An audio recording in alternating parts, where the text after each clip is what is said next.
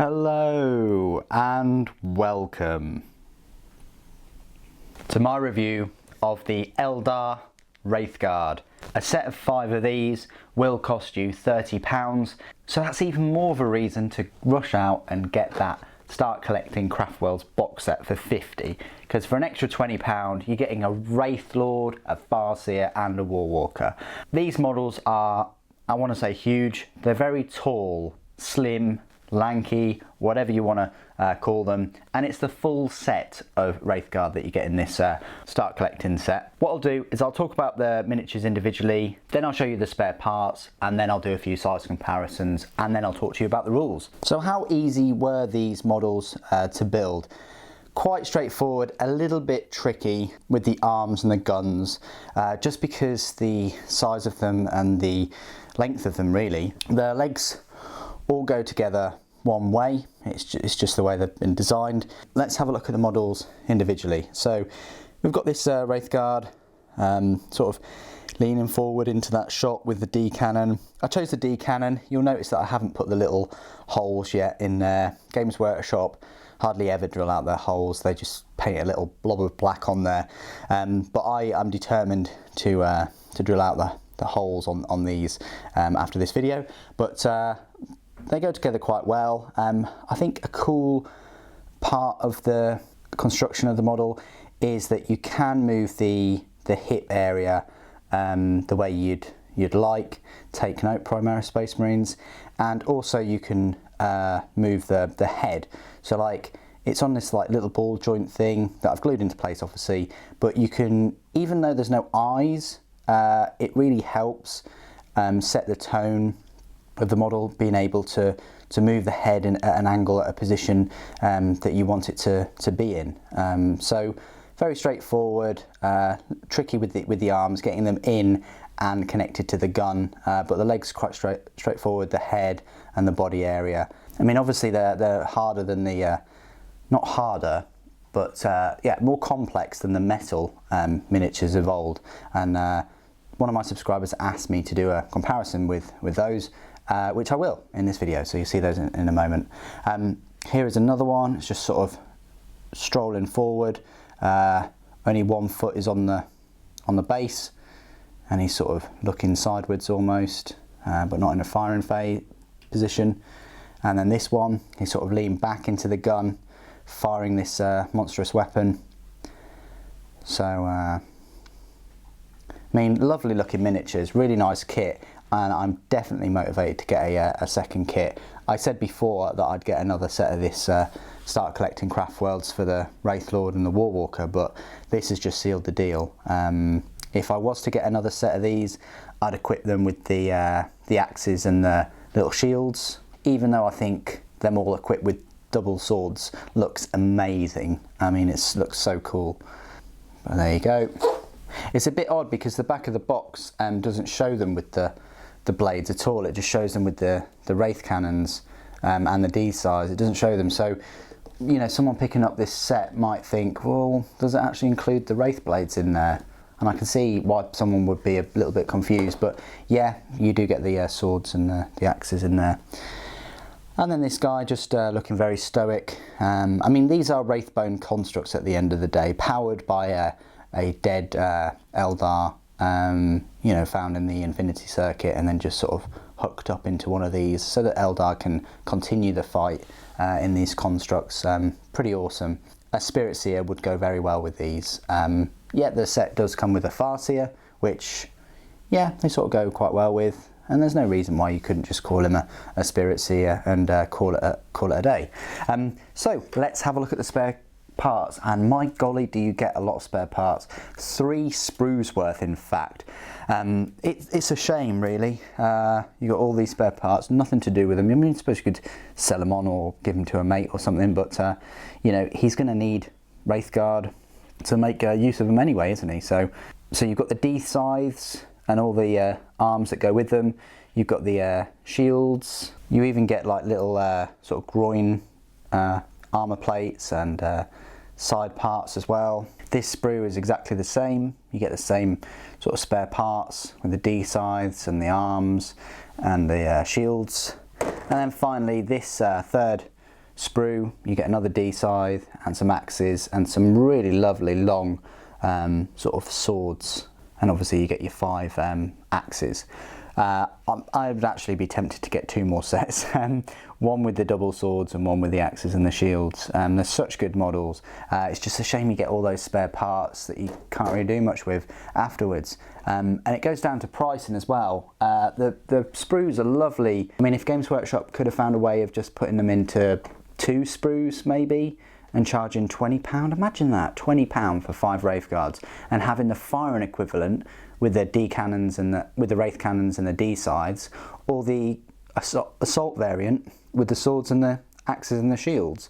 If they'd have found a way of splitting that set up and having 4 sprues, 4 completely different sprues rather than 3 sprues, and then sold them at £20, I think people would be more inclined to get the different sets. A little bit like Centurions. You get all those spare parts with Centurions if you don't use them as Devastators, or if you do use them as assault variants. It's just a shame that Games Workshop didn't split up the sets for assault and ranged equivalents.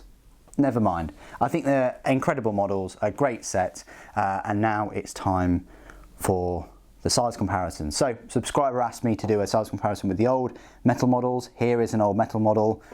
It looks tiny compared to the newer model. So, yeah, this is probably the best pose, sort of C. But as you can see, height-wise, the new ones are taller, and definitely width-wise, they are too. Definitely more of a presence. More action orientated too. If memory serves me correctly, the only sort of optional part for these Wraithguard was just the head, I think. I want to say this back bit too, but they're pretty much a whole model. Metal, heavy, small base, and then the base has not only gone from a 28mm to a 32mm, but it's actually gone to a 40mm base, which is your Terminator base. So they bumped the base size up by 2. And they've made the pose much more imposing, I suppose. Yeah, that's too many poses, but there we go. Hopefully that helps with the size comparison, just compared to these old sort of 20-year-old Wraithguard. I can compare it to a normal sort of Space Marine. Absolutely dwarfs a normal Space Marine. Absolutely. The Space Marine goes up to about the waist, maybe. So these are really tall models in the grand scheme of things. Definitely stand out on the battlefield and in your army. Compared to a Primaris, yeah, even taller than a Primaris. Who'd have thought? So there you go, more imposing than a Primaris. Compared to Death Guard, like a Death Guard Terminator, Blight Lord Terminator, yep, taller than those, but obviously those Blight Lords do have the thickness. So there you go. Maybe even to a Death Shroud. Yep, taller than a Death Shroud. So I hope that helps. I mean, shoulder-wise, they're shoulder to shoulder, but then the length of the head and then the top piece, that just goes to show you how big Death Shroud are, really, compared to Wraithguard. And might as well just show you it compared to a Terminator. Makes Terminators look quite small now, compared to the Wraithguard. And finally, I've managed to get my hands on a knob. A big knob, a mega knob, you might say, and yeah, much taller than a mega knob, and but nowhere near the thickness of a knob. Oh dear, too many innuendos. Right, let's talk about the rules of these Wraithguard. Now, it's important to note that although the Craft World's Start Collecting box came out at exactly the same time as the Codex, that's pretty convenient.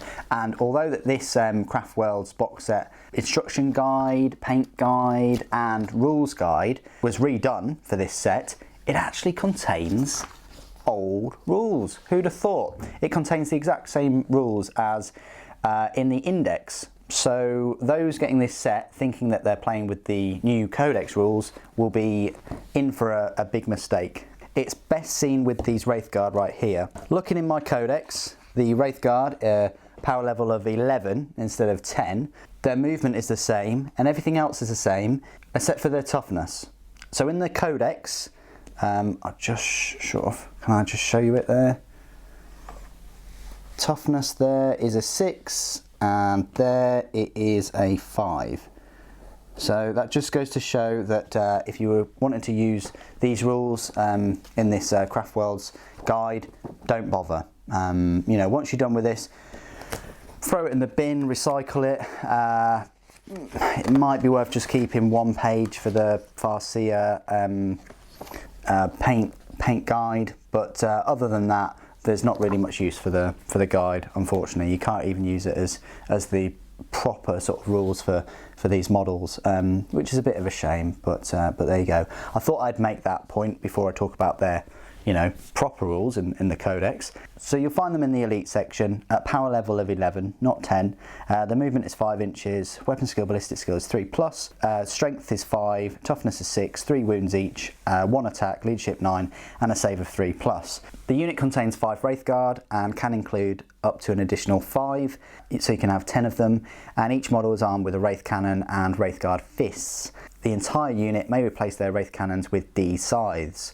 Now that says the entire unit, so I don't think that you can have, you know, like 2 of them or 3 of them have D scythes. It just says the entire unit may replace their Wraith Cannon, so I wouldn't have thought that you could kind of mix and match them, and that's the same sort of feeling I'm getting with the Wraith Blades too. So the main reason you'd get them is because of their pretty decent ranged weapons. Mine are all armed with the Wraith Cannons. The range is 12 inches, assault 1, strength 10, AP -4 and damage D6. That's pretty horrific.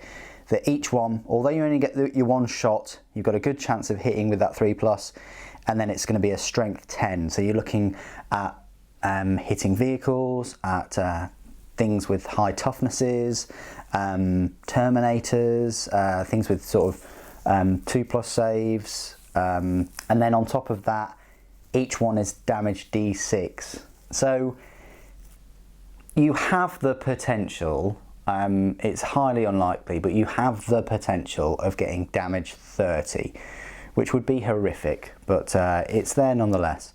The only downside to their weapons is the range is only 12 inches, so you're best off putting them in a Wave Serpent. I think a Wave Serpent is a must for both the Wraithguard and the Wraith Blades.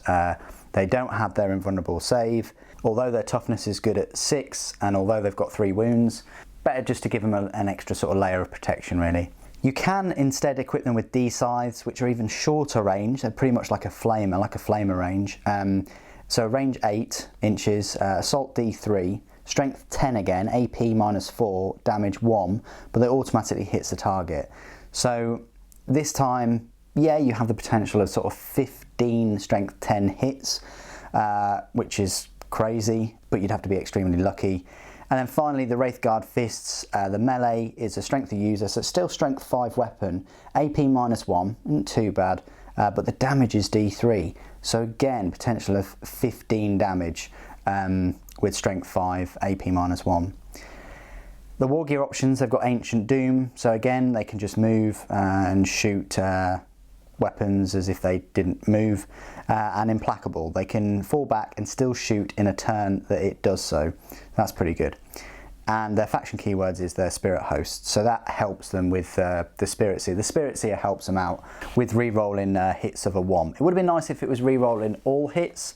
That would make it a must-buy, but re-roll hits for a 1, you know, you might get 1 or 2 1s per turn, but you know, at 12 inches, they're going to be getting an assault. They're going to be assaulted if they're within that range, quite possibly. And that's pretty much it for the range variants of the Wraithguard. The other variant, the Wraith Blades, are probably the more competitive version.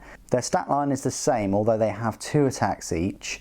Their Ghost Axe is a strength +2, so that's strength 7, AP -3, and damage D3. However, you've got to subtract 1 to hit, so you'll probably be hit. You've got 50-50 chance with all those attacks. Still probably getting about 10 attacks though. The Ghost Swords, it's strength 6 instead of the 7, but again it's AP -3, so that's great. Damage is only 1, however, you can make an additional attack with the weapon.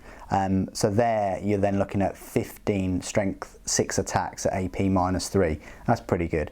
And then if you equip them with the axes, you get the Force Shields, which then give them a 4+ invulnerable save. Now that doesn't say in fighting or ranged, it just says a 4+ invulnerable. So that definitely makes them a bit more survivable. I'd still cram them in a Wave Serpent though. And they've got their Fires of Wrath, which add 1 to the attack characteristics in which it charges. So actually with the swords, you're getting 4 attacks each. So you're looking at 20 attacks, which is insane. So with the swords, you're looking at 20 attacks. And with the axes, you're looking at 15 attacks. But you know, 50-50, you probably get about 7 or 8 of them that actually hit, but a lot of them should wound if they're strength 7. Well, I just thought I'd mention the close combat ones. I probably will get a set of them at some point, and again I'll do a review and rules review of them. I think they're decent looking models. It's up to you how best you want to use them competitively. I used to like their old rules where they were like destroyer weapons, D cannons, wraith cannons and things like that. They've always been very high powered. They're still high powered now with that strength 10, especially with the different damage. Same with the D scythes. Anyway, what do you guys think of the Wraithguard? What's your best sort of strategy for them on the tabletop? Please do put it in the comments below. Thank you ever so much for joining me today. Thank you for watching. The Emperor protects.